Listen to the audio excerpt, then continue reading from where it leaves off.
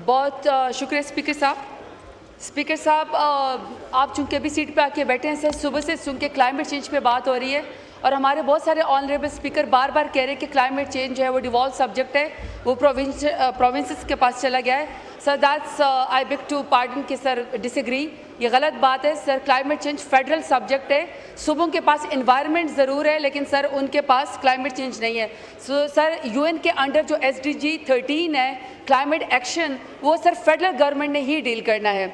अब सर जो मेरी अमेंडमेंट है यहाँ पे सर, मैं 14A में जो है सर मैं सब सेक्शन 3 लेकर आ रही हूँ।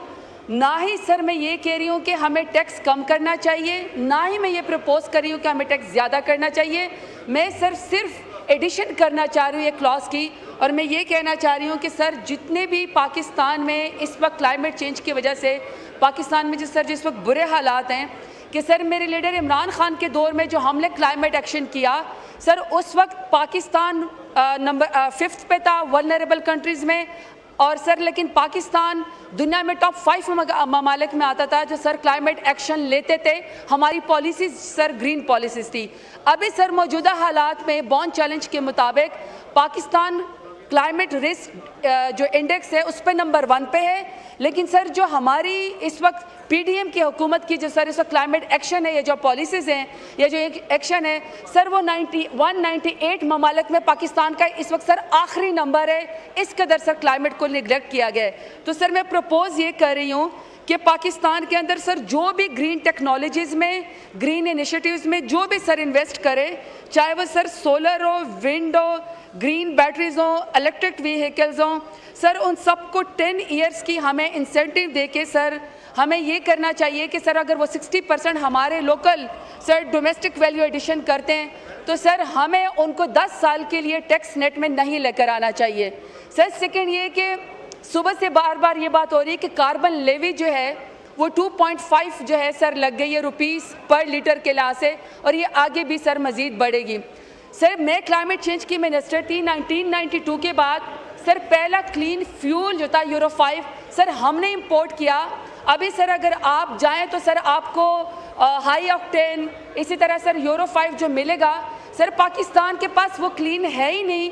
और सर जो आपकी व्हीकुलर एमिशन है सर, गाड़ियाँ सर मिनिस्टर साहब बैठे हुए फाइनेंस मिनिस्टर, सर ये जिन गाड़ियों पे कार्बन एमिशंस लगाना चाहते हैं सर 2.5 या ₹2.5 जितना भी है सर, अगर ये डेरा गाजी खान में अलफरीद की बस के ऊपर और सर सदा में सर बटाबेर की बस के ऊपर बैठ जाए तो सर इनको पता लग जाएगा कि किस किस्म की पुरानी गाड़ियां हैं, कितना मुश्किल है सर। उनसे आप ये नहीं ले सकते, ये टैक्स नहीं कर सकते। सर आखिरी मेरी बात सर, अल्लाहु अकबर, अल्लाहु अकबर। स्पीकर साहब सर सिर्फ 2 मेरे पॉइंट है सर। सेकंड मेरी सर ये क्लॉज 8 में 49 में सर मेरी ये इस वक्त अमेंडमेंट आई हुई है सर सेक्शन 6A में। ये सर गवर्नमेंट ने इस वक्त जितने भी हमारे यंगस्टर्स हैं ई-कॉमर्स में जो लोग सर ऑनलाइन बैठ के बिजनेस करते हैं उसको सर ये टैक्स नेट में लेकर आना चाहते हैं sir, that is totally wrong. Sir आपके कारखाने बंद हैं, आपकी एग्रीकल्चर 0 पे चली गई है, आपकी 44% आबादी जो वो गुर्बत की लकीर से नीचे चली गई है।